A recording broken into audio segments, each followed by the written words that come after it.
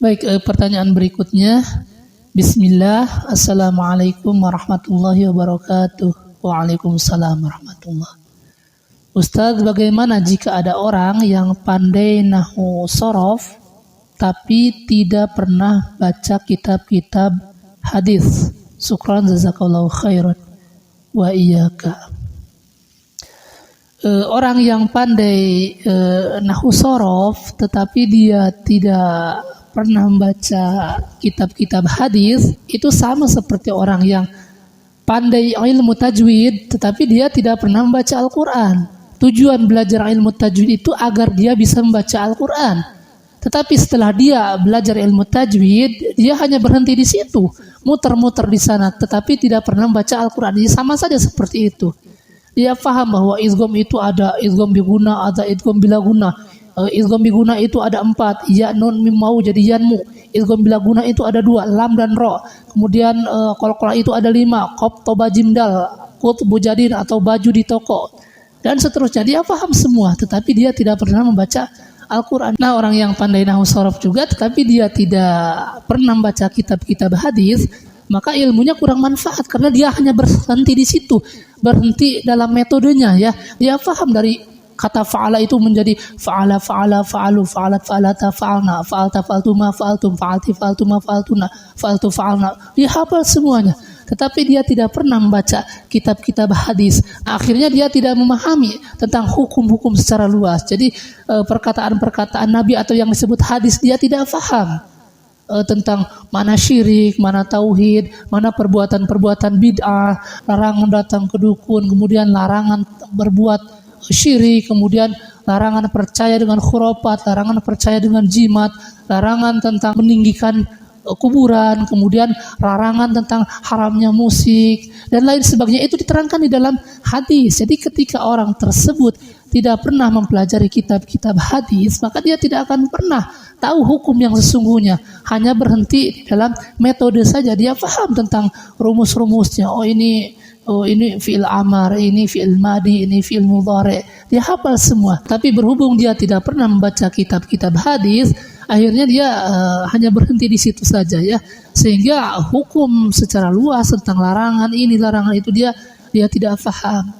Atau ada sebagian orang yang dia paham nahwu sorof, tetapi yang dia baca itu bukan kitab-kitab hadis, tapi dia hanya membaca kitab-kitab ulama saja, sehingga didoktrin otaknya untuk taklid kepada pendapat tersebut ya. Ada sebagian orang seperti itu ya, dia itu hanya membaca kitab-kitab ulama. Ulama pun bukan ulama-ulama yang abad ke-3, abad ke-4, bukan. Ulama-ulama mungkin tahun 1000 Hijriah ke sini ya. Nah, yang fatalnya itu ketika dia membaca kitab-kitab ulama tersebut, dia itu taklid kepada pendapat tersebut. Sehingga yang menjadi rujukannya itu bukan Quran dan hadis lagi, tetapi kitab ulama yang dia baca. Mungkin ulama tahun 900 Hijriah. Nah, kitab tersebut yang menjadi rujukannya, sehingga dia taklid kepada pendapat tersebut.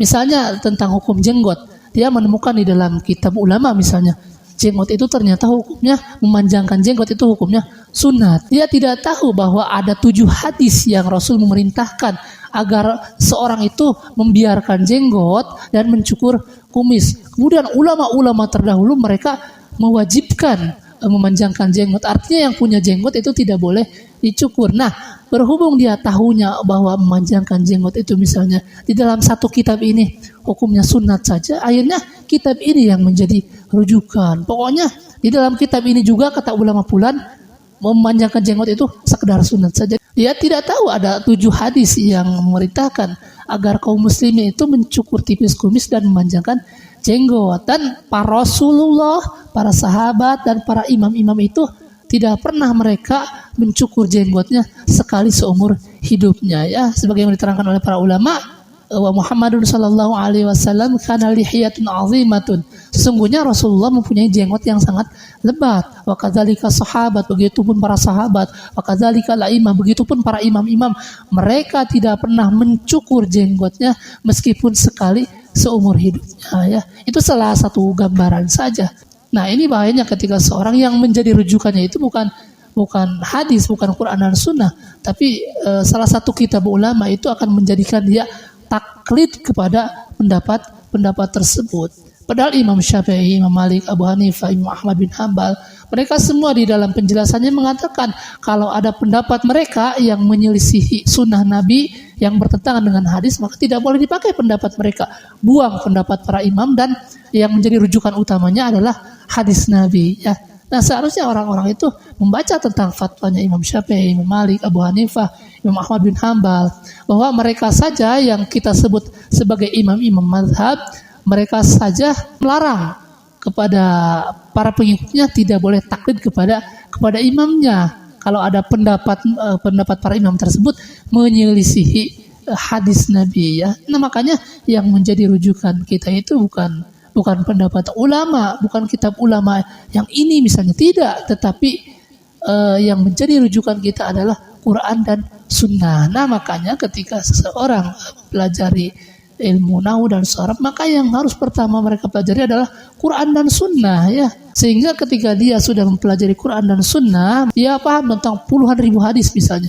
Sehingga kalau menemukan pendapat ulama begini, dia akan mempunyai perbandingan.